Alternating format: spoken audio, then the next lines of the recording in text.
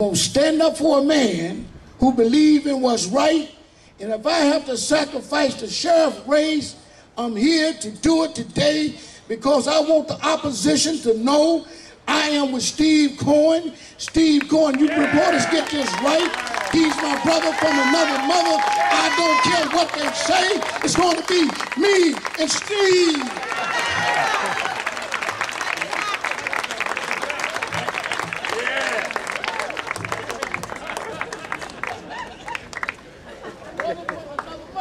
This is a great picture. This is Memphis together. And that's what we counted on in 2006 and 2008. We're going to see it in 2010, and we're going to see it through the rest of the 21st century. A community united and a united community. I want to thank everybody that's here. Everybody's equal. That's a great thing about democracy. Everybody's vote counts the same on August the 5th. Each of you. And so everybody that's here, it's going to help in the campaign. You're equally, I'm equally as pleased to see each of you here as the other. The elected officials, I thank you very much for being here. The people who've been here in the past, I see t-shirts from the older campaigns with the buttons. I see them from the 1996 campaign, kind of like Old Timers Day. We got them all out here.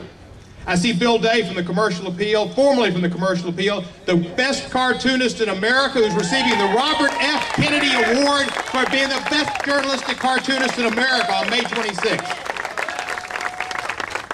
And I'll be with him in Washington, standing up for Memphis. I hope everybody signed in. We want to get everybody's name, address, and email, and we want everybody to get signs and bumper stickers and buttons. And to wear your buttons when appropriate, put your bumper stickers on, get your friends to put bumper stickers on, take your yard signs out. Show your colors. Let people know you're here, you're united, and we're going to win this campaign and win it big. I appreciate the opportunity to represent this 9th district in Congress. It's the best district in the United States of America.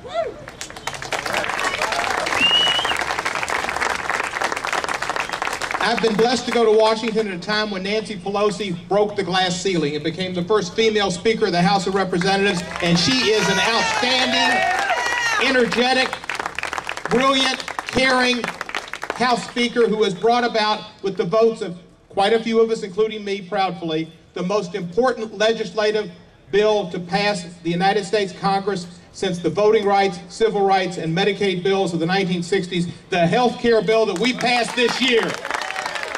It was about time, and the time is now. Martin Luther King talked about the fierce urgency of now, and it was important that the health care bill passed this year in 2010 when we had our majorities, and we passed it. And it's going to mean 32 million people more will get health care. If you read the Commercial Appeal this morning, look at the op-ed. Krugman.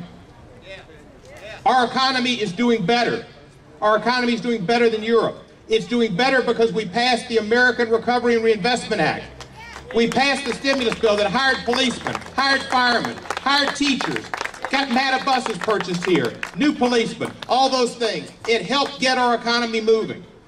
It's also happening because health care reform needs to occur. And if health care reform didn't occur, our economy would be in a shambles down the line. And Paul Krugman said so well, health care is the key to the economy and the future of this country. And we are now on the road. We're the last industrialized country to get health care. But we're there, and we're there because of Barack Obama, my president, our president, and the 111th Congress. Now, there's a t-shirt over there. A young man over there's got a t-shirt on there. I don't know what it says. It's hard to read. I haven't had my eye test. What is health reform? Joe Biden's in the House. Health reform was major. The education bill that went with it was major. It means Pell Grants will continue. When you put Hope Scholarships and Pell Grants together, young people in Tennessee can have $10,000 or more guaranteed for many years to go to college. That's the future. Our young people and getting them educated in college. And the med that I voted for as a county commissioner to help create got funding to extend for 2 more years until 2013, a Medicaid fix that'll get us disproportionate share payments, guarantee the med has monies from the federal government that otherwise wouldn't have had, and we also got money from Mississippi yesterday, or coming on Monday, $3.5 million because of the Cohen amendment. So we're going to see we get health care, and Memphis gets its share, and the Med gets support, and the newborn bill is going to pass. We've got assurances that our newborn bill, the federal government's largest outreach program and research program, infant mortality, will be funded. Henry Waxman guaranteed me that. I spoke to him on the floor about it Thursday. It'll be authorized. We'll get a pilot project, and we're going to do something about that rate of infant mortality that is sinful and puts us with a third world country.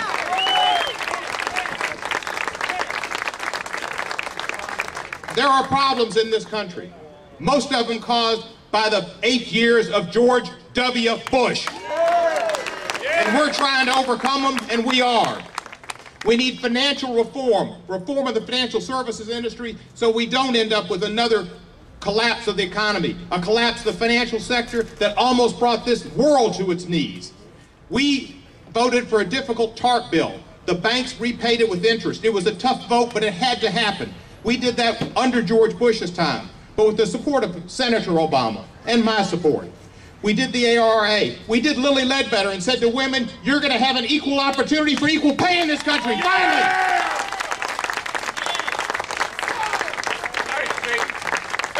And we passed the Matthew Shepard, James Byrd hate crimes bill that says we're not going to tolerate hate in this country against individuals who represent groups of people who are American citizens.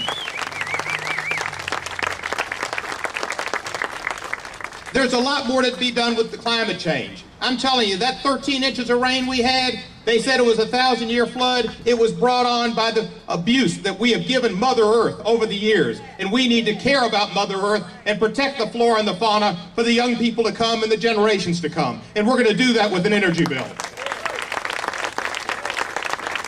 We need to be more reliant on solar and wind and alternative forms of energy. And I've introduced a bill, a solar bill, with 10 million more gallons of solar water and 10 million more photovoltaic cells to produce energy. And we're going to get that passed too.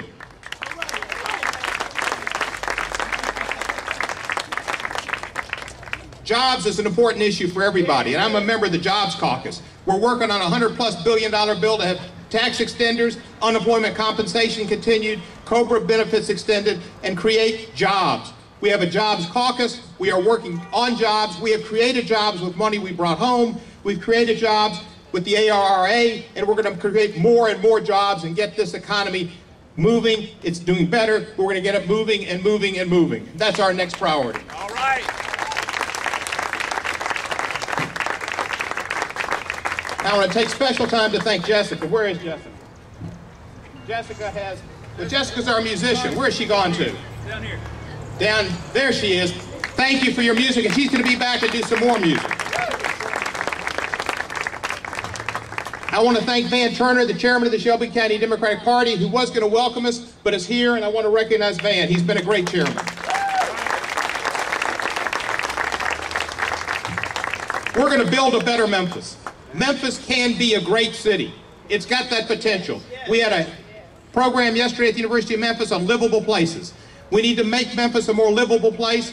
We need to make it a place where people not only good place to raise your children, but a place where your children want to come back to once they go to college and live.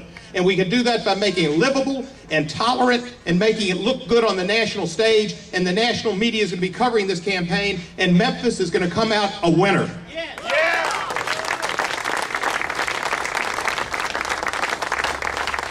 Our campaign is going to focus on my work, my experience as a legislator, and the fact that I do not quit.